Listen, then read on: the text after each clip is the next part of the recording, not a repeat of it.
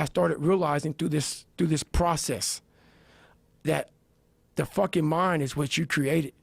And I started opening different doors that I didn't think were even there, that I didn't think even existed. And the more doors I opened up, the more I started realizing that my potential is damn near endless.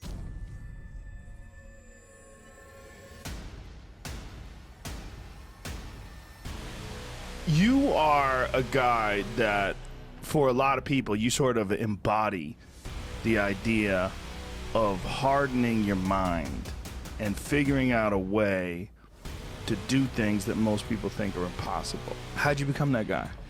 You know what? I grew up not that guy. Yeah. So a lot of people put a title on me. They see me now.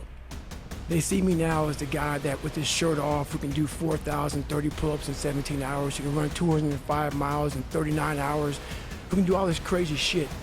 But what they don't understand is they don't understand the journey that it took me to get to this point. And what got me to this point was I was just the opposite of what I am today. I was that guy who ran away from absolutely everything that got in front of me. In my mind, I was always afraid. My whole life I was afraid, but I had this fucking voice, this conscience that would always be battling me, saying, hey, you gotta get up and do something. I didn't want to do shit. You know, I was just afraid. And I started finding things that was comfortable. And the more things I found comfortable, the more uncomfortable my mind was. Because that voice I was telling you about, it always was there. I was just trying to avoid that conscience.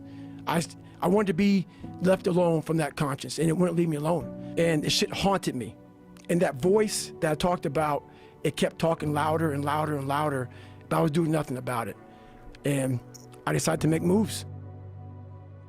I had blamed so many fucking people in my life, my dad, my mom for not being there. Everybody was to blame. My learning disability, my skin color, everything. And so I sat there for a while and I was like, man, I gotta fucking, no one's gonna fucking come to help me. No one's gonna fucking come to help me. It's fucking me against me, period. And so I had to man up. And I said, the first thing I gotta start doing is facing every fucking fear I have. I had two options. To either be that 300-pound guy who sprayed for cockroaches and made $1,000 a month, and at 24 years old, knowing when I'm 50 fucking years old, I can reflect on this and think about what guy I never became, or I can totally just sack it up and fail and fail and fail until I succeed. And I started working out like somebody, I became the most obsessed person on the planet Earth. I had to invent a guy that didn't exist. I had to invent a guy that can take any pain, any suffering, any kind of judgment, be called nigger, be called whatever the fuck in the world, and be able to stand in the fucking room and say, go fuck yourself. I had to build this callous mind, and I built it through suffering. I built it through downright fucking just crushing myself. If it was raining outside at 3 o'clock in the fucking morning, if it was snowing, the first instinct is don't go out there and do shit. My instinct was, we gotta fucking go out there. Anything that was fucking horrible in my life that I would normally say no, that was inhumane to most people, I had to go do it. And I started callousing my mind at this point in my life. I went through 3 Navy SEAL Hell Weeks in 1 year. Only guy to ever be in 3 Hell Weeks in 1 year, to my knowledge. The first one I didn't make it through, the next 2 I did. And I didn't stop anymore from there. And I started realizing through this process that the fucking mind is what you created. And I started opening different doors that I didn't think were even there, that I didn't think even existed. And the more doors I opened up, the more I started realizing that my potential is damn near endless. I wanted to feel something besides defeat. I wanted to just go the distance. And that going the distance pushed me to a point of where now I go way past the distance. I started being able to take negative shit and be happy. I was like, man, what story would it be if my fucking fat, dumb, lying to be friends with people, insecure ass can overcome this shit? And that what if mentality, like that dreamer mentality just would always fuel me. It would just fuel me, man, what if I can be a SEAL, man? What if I can go from running a quarter of a fucking mile, now I run 205 miles. What if I can go, what if I can go, and what if, how would that feel? I wanted to be a man that detests mediocrity. I wanted to be uncommon amongst uncommon people. I wanted to be the guy, I don't care if you fucking like me, I don't care if you don't understand me, I didn't give a fuck. I'm a warrior, period. There's a lot of guys that have been in a lot more combat than me. A warrior is not always that. A warrior is a motherfucker who says, hey, I'm here again today. I'm here again tomorrow. I'm gonna be here the next day. I'm 50 years old, I'm still fucking getting after it. It's a person that puts no fucking limit on what's possible. For too long in my life, and it got me in trouble. For too long in my life, I wanted to be accepted. Growing up, I lied, I fucking did what I could. If you fucking like UFC and I didn't, I love it. I love it, man. Let's go fucking watch it, man. Be my friend, be my buddy. That fucking weak ass shit. I found out through this path of life, who is David Goggins? Who am I? I did it alone. There was no fucking trophy on the fucking wall on the mantle. That trophy's in my fucking brain.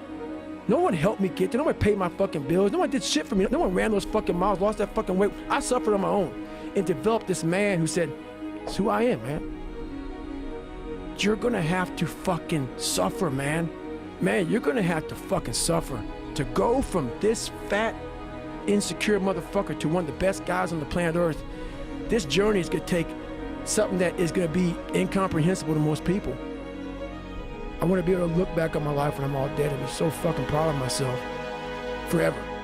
This is all temporary shit to me.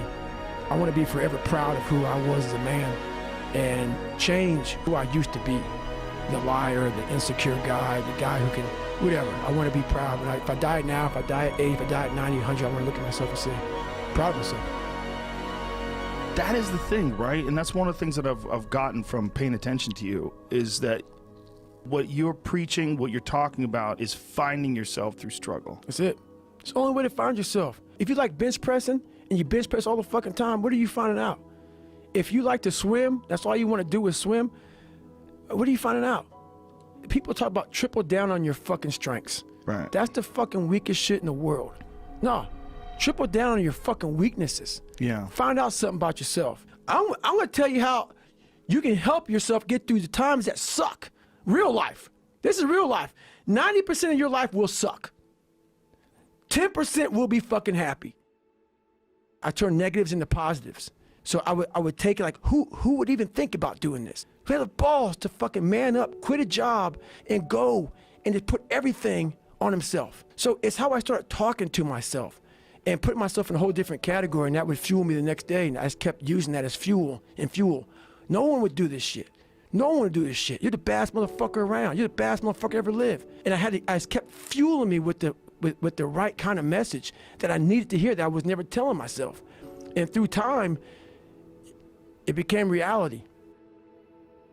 I failed, I go back to scratch. I use some positive motivation. I have like one day where I'm like fucking defeated. But I started realizing this is part of the process. This is part of the journey. I had to realize this is part of my process versus just saying, like I used to, I'm just not good enough. If I'm not good enough, we always say that shit. I'm just not good enough, and then we try something else. I'm gonna fucking make myself good enough. And that became my mentality. I'm gonna make myself good enough. And I just became obsessed with it. It just became just a process of grinding, and grinding is not even a good word for it. It's not even a good word for it. So what keeps me going? I've quit several things. I know what's on the back end of fucking quitting. And it's a lifetime of thinking about why the fuck did I do that? And I ain't fucking doing that no more. Tell yourself the truth. If someone calls you fucking fat, they may be bullying you, but you might be fucking fat.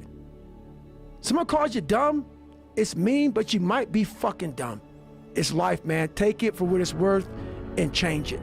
And that terrible feeling when someone does tell you that you're fat, you can use that as fuel. As fuel, period. Well, you said something that I think of when I run, and it's that most people quit at 40%. So I came up with this thing called the 40% rule. It's basically where it's like a car. You put a governor on a car, and let's say the car can go 130. That governor stops the car at 91. And you're driving thinking, man, I want to fucking floor it, but I can't go any faster. We do that to our brain. We put a governor on our brain. The second we feel pain, discomfort, suffering, all those words that we hate to say because we're in this happy, peaceful world we live in now, we stop. We slow down.